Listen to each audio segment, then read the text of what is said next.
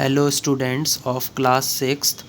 Today we will discuss chapter number 15, Air Around Us, and in this part we will discuss about carbon dioxide gas which is found in the air. In a closed room, एक बंद कमरे में, if there is some material that is burning, अगर कोई सामग्री है और वो जल रही है, you may have felt suffocation, तो आपको क्या होने लगेगी, घुटन महसूस होने लगेगी.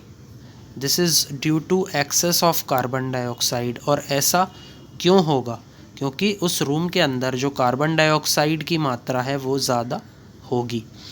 That may be accumulating in the room, और जो कार्बन डाइऑक्साइड है वो उस कमरे के अंदर इकट्ठी हो रही होगी. एक्यूमुलेटिंग का मतलब है या तो कलेक्ट होना या फिर गैदरिंग होना. एज द बर्निंग कंटिन्यूज, जैसे जैसे जो बर्निंग है वो होती रहेगी, वैसे वैसे कार्बन डाइऑक्साइड इकट्ठी होती रहेगी और आपको उस बंद कमरे के अंदर घुटन महसूस होती रहेगी. Carbon dioxide makes up a small component of the air. जो कार्बन डाइऑक्साइड है वो बहुत छोटा सा कंपोनेंट है. किसका? एयर का, हवा का, जो हमारे चारों तरफ पाई जाती है. Plants and animals consume oxygen for respiration. पौधे और जानवर क्या कंज्यूम करते हैं? ऑक्सीजन कंज्यूम करते हैं. They engaged fully in taking oxygen for respiration. Respiration का मतलब है सांस लेना. एंड प्रोड्यूस कार्बन डाइऑक्साइड, और कार्बन डाइऑक्साइड को छोड़ते हैं. Plants and animal matter also consumes oxygen on burning. पौधे और जानवरों का के जो पदार्थ हैं, दैट ऑल्सो कंज्यूम्स ऑक्सीजन, वो क्या लेते हैं? ऑक्सीजन ले लेते हैं ऑन बर्निंग, जलने के बाद. And produces mainly carbon dioxide, और क्या उत्पन्न करते हैं? Carbon dioxide. And few other gases, और अन्य गैसें. इट इज़ एडवाइजेबल, ये क्या है? उचित है कि not to burn dry leaves, कि हमें सूखी पत्तियाँ नहीं जलानी चाहिए. And discarded remains of the crops, ऐसे अवशेष जो कि अलग किए गए होते हैं फसलों में, उनको भी हमें नहीं जलाना चाहिए. विच पॉल्यूट आवर सराउंडिंग्स, जो कि हमारी जो सराउंडिंग्स हैं, जो हमारे आसपास का एरिया है, उसको पॉल्यूट यानी कि प्रदूषित करते हैं. नेक्स्ट है डस्ट एंड स्मोक. डस्ट का मतलब क्या है? धूल. स्मोक का मतलब है धुआं. The burning of fuel also produces smoke. जब ईंधन जलता है तो उससे क्या निकलता है? धुआं निकलता है. Smoke contains a few gases. जो धुआं है उसके अंदर बहुत कुछ गैसेस होती हैं. एंड फाइन डस्ट पार्टिकल्स, और उसके अंदर धूल भरे कण होते हैं. एंड इज़ ऑफन हार्मफुल, और ये हमारे लिए नुकसानदायक भी होता है. That is why you see long chimneys in factories.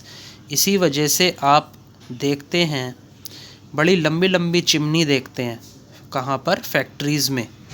This takes the harmful smoke and gases away from our noses. इसकी वजह से जो नुकसानदायक धुआं है और जो गैस हैं वो हमारी जो नाक है उसमें नहीं जाती हैं. But brings it closer to the birds flying up in the sky. लेकिन ये जो चिड़ियाएँ हवा में उड़ रही होती हैं, उस आसमान में उड़ रही होती हैं, उनके करीब रहती हैं. Dust particles are always present in air. जो डस्ट पार्टिकल्स हैं वो हमेशा हवा के अंदर उपस्थित होते हैं. Activity 4, find a sunny room in your school home. School में या फिर घर में एक कमरा देखिए जिसके अंदर क्या निकल रही हो, धूप निकल रही हो। क्लोज़ ऑल द डोर्स, सभी दरवाज़ों को बंद कर दें। एंड विंडोज़, सभी खिड़कियों को बंद कर दें। विद कर्टेन्स पुल डाउन, और जो पर्दे हैं उनको नीचे की तरफ खींच लें। To make the room dark, ताकि कमरे के अंदर क्या हो सके, अंधेरा हो सके।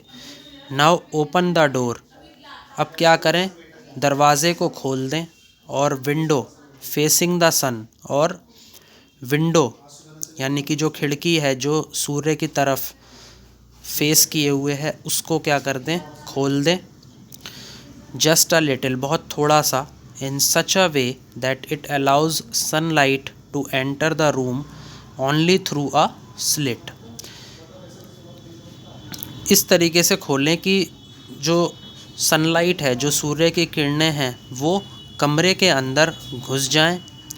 ओनली थ्रू अ स्लिट, यानी कि केवल बस छेद से ही वो जो सनलाइट है, जो सूर्य की किरणें हैं, वो अंदर आएँ कमरे में।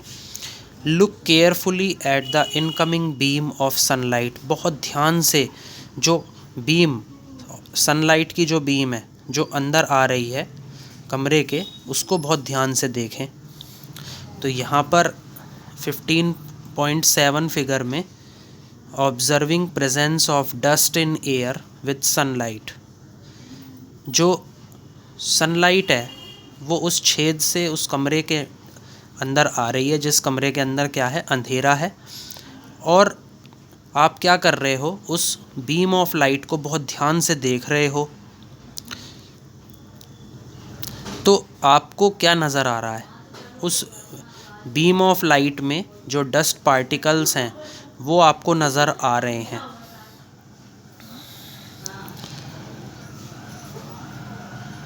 Do you see some tiny shining particles moving in the beam of sunlight, क्या आपको कुछ छोटे छोटे चमकदार कण उस सूर्य की जो लाइट है, जो बीम है, उसमें आपको चलते हुए नज़र आ रहे हैं।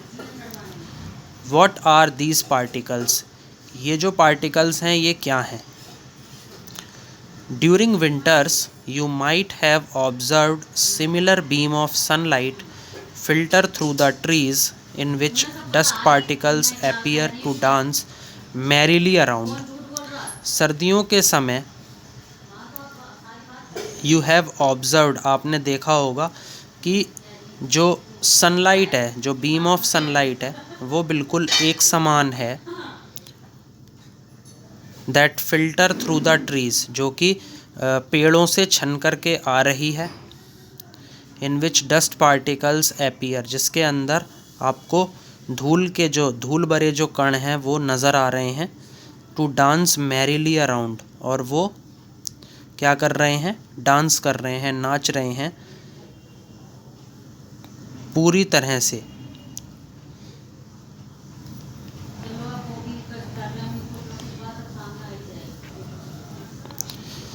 This shows that air also contains dust particles, और ये चीज़ ये दिखा रही है कि जो हवा है उसके अंदर डस्ट पार्टिकल्स यानी कि धूल भरे कण होते हैं।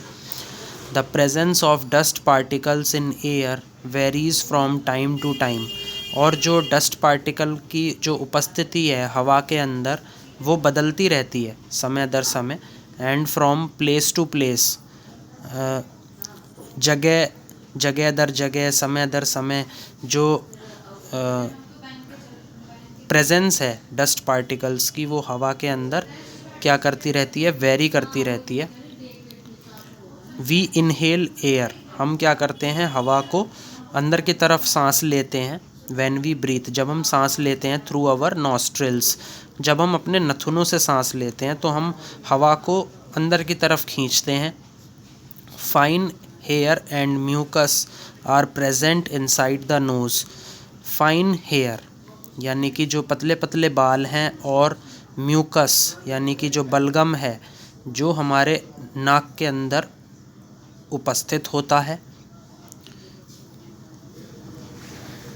to prevent dust particles from getting into the respiratory system। ये क्या करता है कि जो डस्ट पार्टिकल्स हैं, जो धूल भरे कण हैं, उनको रोकने का काम करता है। From getting into the respiratory system, ताकि ये जो हमारी श्वसन प्रणाली है उसके अंदर ना जाएं। Do you recall being scolded by your parents when you breathe through your mouth? Do you recall, क्या आप याद रखते हैं कि जब आपके जो माता पिता हैं वो आपको डांटते हैं। When you breathe through your mouth, जब आप अपने मुंह से सांस लेते हैं। इफ़ यू डू दैट, अगर आप ऐसा करते हैं, देन हार्मफुल डस्ट पार्टिकल्स में एंटर योर बॉडी, तो जो नुकसानदायक धूल भरे कण हैं वो आपके शरीर के अंदर घुस जाते हैं। वी में कंक्लूड, अब हम क्या करेंगे, इसका एक निष्कर्ष निकालेंगे। Then that air contains some gases, कि हवा के अंदर क्या होती हैं, कुछ गैसेस होती हैं। वाटर वेपर यानी कि जल वाष्प होती है। एंड डस्ट पार्टिकल्स, धूल भरे कण होते हैं। The gases in air are mainly nitrogen, oxygen, small amount of carbon dioxide and many other gases. और जो हवा के अंदर गैसेस होती हैं, they are mainly nitrogen, oxygen, small amounts of carbon dioxide and other gases. However, there may be some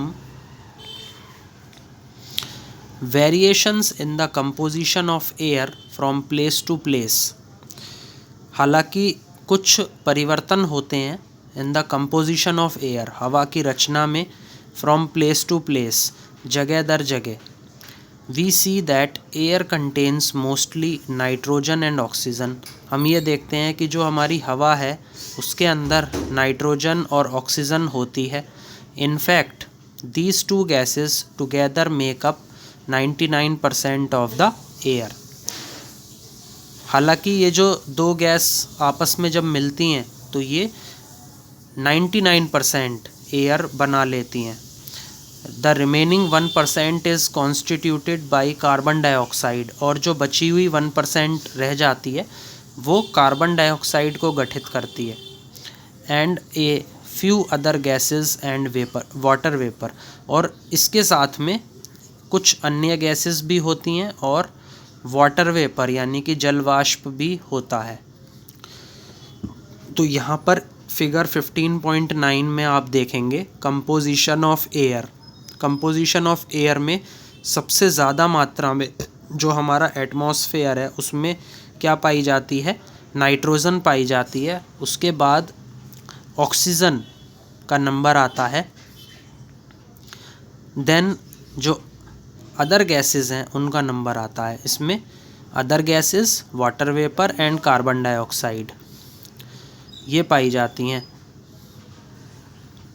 तो इस तरीके से आप 15.9 में क्या देख रहे हैं, कंपोजिशन ऑफ एयर। 15.3 में क्या है, how does oxygen become available to animals and plants living in water and soil.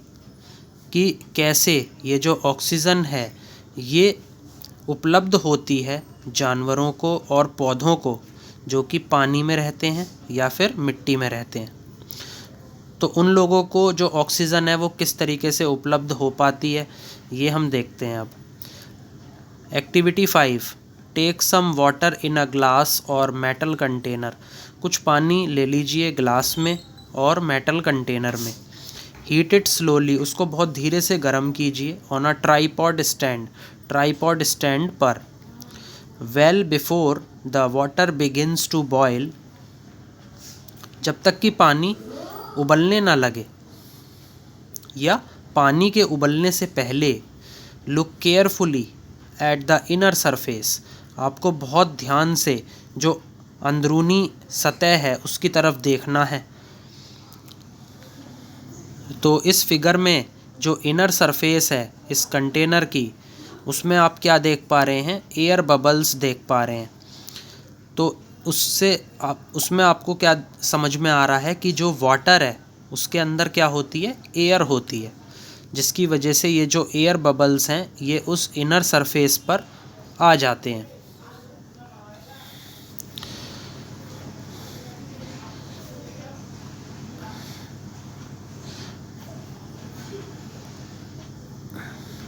Inner surface of the container, container का जो अंदरूनी सतह है उस पे देखना है। Do you see tiny bubbles on the inside, क्या आप बहुत छोटे छोटे बबल्स अंदर की तरफ देख पा रहे हैं। These bubbles come from the air dissolved in water, ये जो बबल्स हैं ये कैसे आ रहे हैं, ये इसी वजह से आ रहे हैं क्योंकि जो हवा है वो पानी में घुली हुई होती है, घुलनशील होती है। When you heat the water, जब आप पानी को गर्म करते हैं, टू बिगिन विद, अगर हम इसकी क्या करें, शुरुआत करें, the air dissolved in it escape, तो जैसे ही आप उसको गर्म करते हैं तो जो हवा उस पानी के अंदर घुली हुई होती है वो बाहर चली जाती है। एज़ यू कंटिन्यू हीटिंग, और जैसे ही आप उसको और गर्म करते हैं या उसको लगातार गर्म करते रहते हैं, the water itself turns into vapour, तो जो पानी है वो किस में बदल जाता है, भाप में बदल जाता है। And finally begins to boil, और फाइनली क्या हो जाता है कि वो पानी उबलने लगता है। We learned in chapter 8 and 9 that the animals living in water use the dissolved oxygen in water. हमने चैप्टर नंबर 9 और 8 और 9 में हमने ये पढ़ा था कि जो जानवर उस पानी के अंदर रह रहे हैं, दे use dissolved oxygen in water, वो घुली हुई ऑक्सीजन का उपयोग करते हैं पानी के अंदर। The organism that live in soil also need oxygen to respire, isn't it, कि जो जीव सॉइल के अंदर यानी कि मिट्टी के अंदर रह रहे हैं उनको भी क्या ऑक्सीजन की ज़रूरत पड़ती है सांस लेने के लिए, isn't it. How do they get the air they need for respiration, आखिर कैसे ये हवा को लेते हैं जिसकी इनको ज़रूरत पड़ती है फॉर रेस्पायरेशन, यानी कि सांस लेने के लिए। तो इसका सिंपल आंसर है स्टूडेंट्स कि the organism that live inside the soil, ऐसे जीव जो सॉइल यानी कि मिट्टी के अंदर रह रहे हैं, they get oxygen for breathing, उनको सांस लेने के लिए क्या चाहिए, ऑक्सीजन चाहिए, और respiration from the air present between the soil particles, क्योंकि जिस सॉइल के अंदर ये रहते हैं उस सॉइल के अंदर जो सॉइल पार्टिकल्स हैं उसके बीच में हवा उपस्थित होती है, तो वहाँ से ये क्या करते हैं स्टूडेंट्स, ये सांस लेते हैं, जितने भी जानवर आपके सॉइल के अंदर रहते हैं।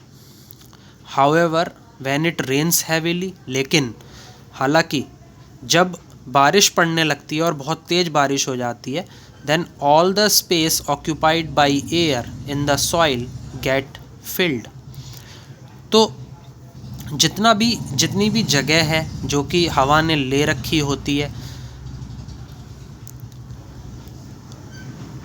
सॉइल के अंदर, वो सब भर जाती है।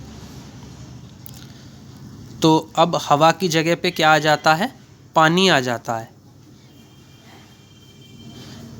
तो ये पानी से भर जाती है। And no air left in the soil, और इसी वजह से जो अब सॉइल के अंदर जो हवा है वो नहीं बचती है, तो इसीलिए जितने भी अर्थवॉर्म्स हैं एंड अदर एनिमल्स जो कि सॉइल के अंदर रहते हैं वो सभी बाहर निकल आते हैं सांस लेने के लिए। तो इस चीज़ को हम अभी आगे डिस्कस करेंगे। अभी हम एक्टिविटी 6 को डिस्कस करते हैं। Take a lump of dry soil in a beaker. अब आप क्या करिए, एक सूखी हुई मिट्टी की एक गांठ ले लीजिए इन अ बीकर, बीकर के अंदर, और ग्लास, ग्लास के अंदर। ऐड वाटर टू इट, उसमें पानी मिला दीजिए। एंड नोट व्हाट हैपन्स, और ये नोट कीजिए कि क्या होता है। Do you see bubbles coming out from soil, क्या आप बबल्स को आते हुए देख पा रहे हैं मिट्टी से। These bubbles indicate the presence of air in the soil, ये जो बबल्स हैं ये इशारा कर रहे हैं कि जो हवा है वो अभी भी मिट्टी के अंदर उपस्थित है। When the water is poured, जब पानी डाला जाता है, on the lump of soil, यानी कि जो मिट्टी की जो गांठ है उसके ऊपर जब आप पानी डालते हैं, it displaces the air, तो ये हवा को निकाल देता है। which is seen in the form of bubbles, जो कि आपको बबल्स की अवस्था में दिखाई देती है। The organism that live inside the soil, ऐसे जीव जो मिट्टी के अंदर रहते हैं। And plant roots respire in this air, और जितनी भी पौधे हैं उनकी जो जड़ें हैं वो सभी इस वाली हवा से सांस लेते हैं, वो हवा जो कि सॉइल के अंदर प्रेजेंट है। A lot of burrows and holes are formed in deep soil by the animals living in the soil. तो बहुत सारे बिल और बहुत सारे छेदों का गठन होने लगता है इन डीप सॉइल, यानी कि मिट्टी की गहराई में। बाय द एनिमल्स, जानवरों के द्वारा। लिविंग इन द सॉइल, ऐसे जानवर जो मिट्टी के अंदर रह रहे हैं। These burrows also make spaces available for air to move in and out of the soil, ये जो बिल हैं जो ये जानवर बना लेते हैं अपने रहने के लिए सॉइल के अंदर, तो ये क्या बना लेते हैं, स्पेसेस बना लेते हैं, जो कि वो भी किसके लिए, हवा के लिए, जिसके अंदर हवा उपलब्ध रहती है। टू मूव इन, अंदर जाने के लिए, एंड आउट, बाहर निकलने के लिए, ऑफ द सॉइल, मिट्टी से। However when it rains heavily, हालांकि जब बारिश बहुत तेज़ बारिश होती है, water fills up all the spaces occupied by the air in the soil, तो जब तेज़ बारिश होती है तो जितने भी स्पेसेस पर हवा का कब्ज़ा होता है वो सभी किससे भर जाते हैं, पानी से भर जाते हैं। इन द सॉइल, मिट्टी के अंदर। इन दिस सिचुएशन, इस परिस्थिति में, animals living in the soil have to come out for respiration, और इस परिस्थिति में क्या होता है कि जो जानवर सॉइल के अंदर रह रहे हैं, they have to come out for respiration, उनको बाहर निकल के आना पड़ता है सांस लेने के लिए। Could this be the reason why earthworms come out of the soil only during heavy rains, क्या यही वो कारण है कि जो अर्थवॉर्म्स हैं, जो केचुए हैं, वो मिट्टी से बाहर आने लगते हैं ओनली ड्यूरिंग हैवी रेन्स, जब तेज़ बरसातें होती हैं। तो इसका रीज़न ये है कि जो वार्म्स हैं उनको पर्याप्त मात्रा में ऑक्सीजन नहीं मिल पाती है जब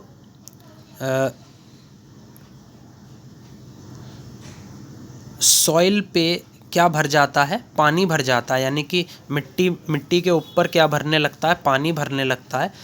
तो ये जो अर्थवॉर्म्स होते हैं इनको पर्याप्त मात्रा में ऑक्सीजन नहीं मिलती है, so they come to the surface to breathe, तो इसीलिए ये सतह पर आ जाते हैं और सांस लेते हैं। तो फिगर 15.11 आपको क्या दिखा रही है, soil has air in it, कि जो सॉइल है उसके अंदर भी हवा होती है। Have you ever wondered why all the oxygen of atmosphere does not get used up through a large number of organisms are consuming it।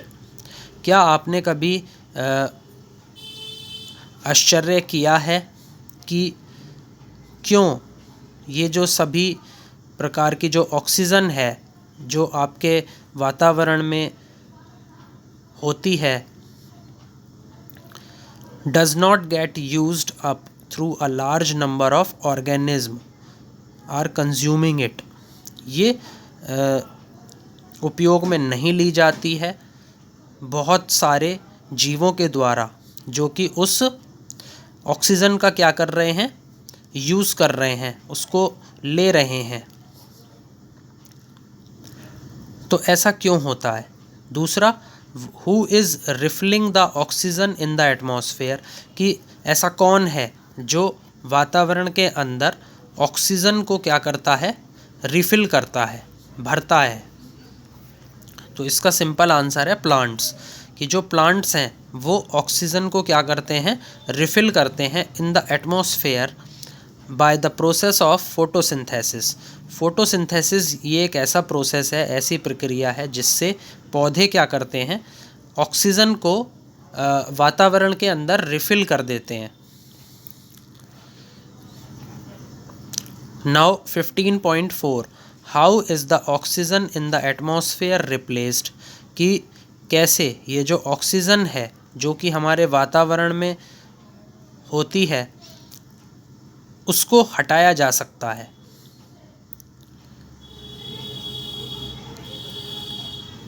So let's discuss in chapter number 7 we read about photosynthesis. हमने प्रकाश संश्लेषण के बारे में पढ़ा था, photosynthesis के बारे में पढ़ा था। इन दिस प्रोसेस, इस प्रक्रिया में plants make their own food, जो पौधे हैं वो अपना खुद का भोजन बनाते हैं। And oxygen is produced along with it, और जो ऑक्सीजन है उसको छोड़ते रहते हैं जब वो अपना खाना बनाते हैं।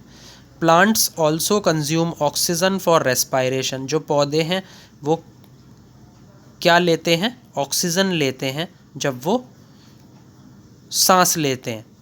तो सांस लेते वक्त भी ये ऑक्सीजन लेते रहते हैं, but they produce more of it, लेकिन ये कुछ ज़्यादा ही उससे उत्पन्न करते हैं देन दे कंज्यूम। मतलब जितना ये लेते हैं उससे कहीं ज़्यादा ये ऑक्सीजन एटमॉस्फेयर को देते हैं। दैट इज़ वाई वी से प्लांट्स प्रोड्यूस ऑक्सीजन। इसीलिए हम ये कहते हैं कि जो पौधे हैं वो ऑक्सीजन को उत्पन्न करते हैं। इट इज़ ऑब्वियस, ये क्या है, स्पष्ट है, that animals can not live without plants, कि जो जानवर हैं वो पौधों के बिना नहीं रह सकते। The balance of oxygen and carbon dioxide in the atmosphere is maintained through respiration in plants and animals and by the photosynthesis in plants, कि जो बैलेंस है ऑक्सीजन और कार्बन डाइऑक्साइड का वातावरण के अंदर वो बने रहता है थ्रू रेस्पायरेशन। रेस्पायरेशन यानी कि सांस लेना। इन प्लांट्स एंड एनिमल्स, जिसके द्वारा पौधे और जानवर क्या लेते हैं, सांस लेते हैं।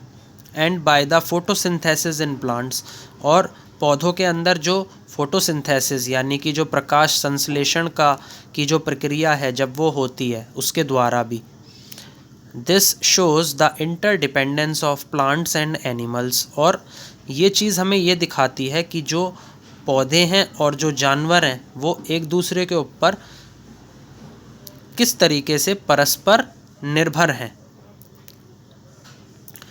वी कैन नाउ एप्रिशिएट, अब हम क्या करेंगे, इनकी सराहना करेंगे। How important air is for life on earth, कि जो हवा है वो कैसे ज़रूरी है पृथ्वी पर जीवन के लिए।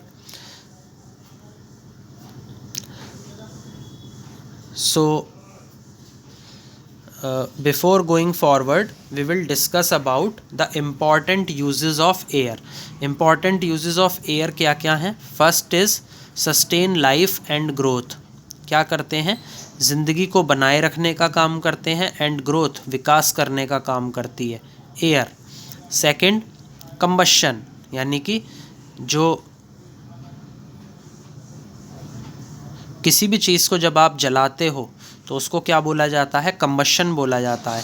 It is the second important use of air. Without air we can not burn anything. Third maintaining temperature, तापमान को बनाए रखना, another use of air. Fourth supplier of energy, ऊर्जा की आपूर्ति, that is the fourth most important point in the uses of air. Fifth is photosynthesis, प्रकाश संश्लेषण. It is also an important use of air. So these are some of the uses. You can write it down in your notebooks also.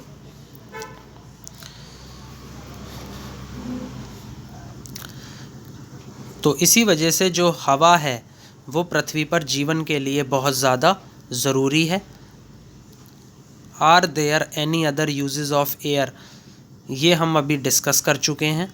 Have you heard about a wind mill? क्या आपने कभी पवन चक्की के बारे में सुना है? Look at figure 15.12.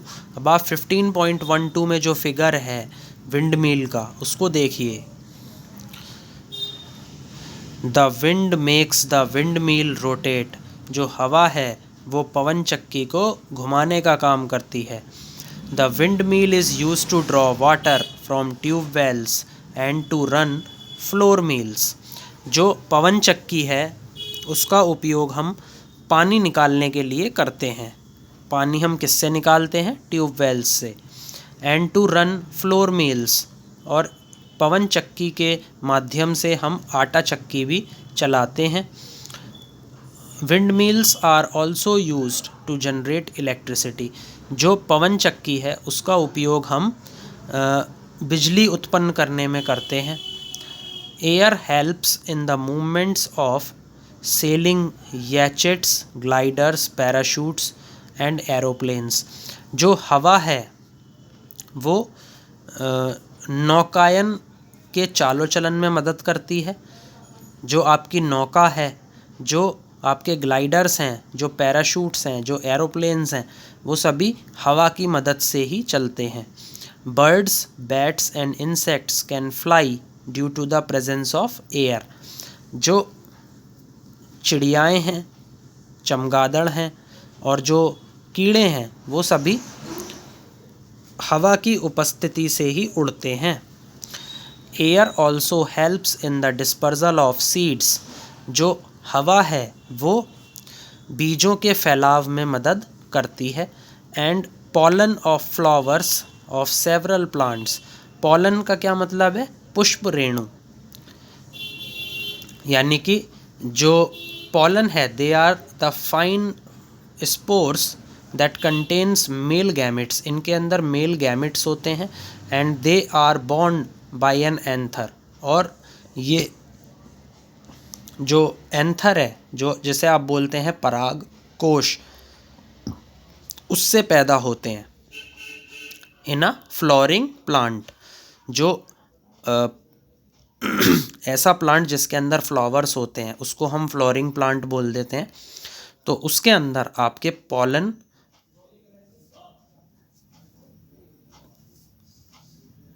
पाए जाते हैं. ओके, तो यहाँ पर यही लिखा है pollen of flowers of several plants. तो जो पॉलन होता है वो भी हवा की मदद से ही क्या हो जाता है? उसके अंदर मूवमेंट आता है. यानी कि हवा जो है वो उस पॉलन को उड़ा के ले जाती है फ्लोरिंग प्लांट्स से. Air plays an important role in water cycle.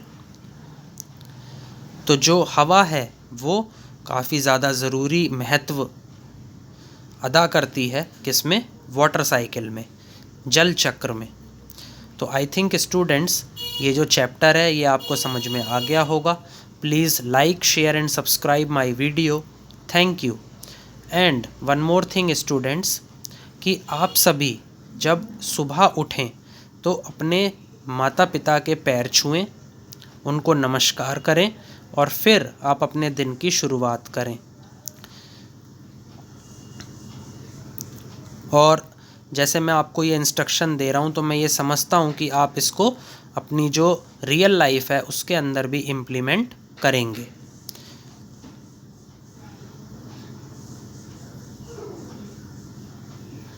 So, good luck, have a nice day, thank you. Please watch the video and share it more and more to your friends also.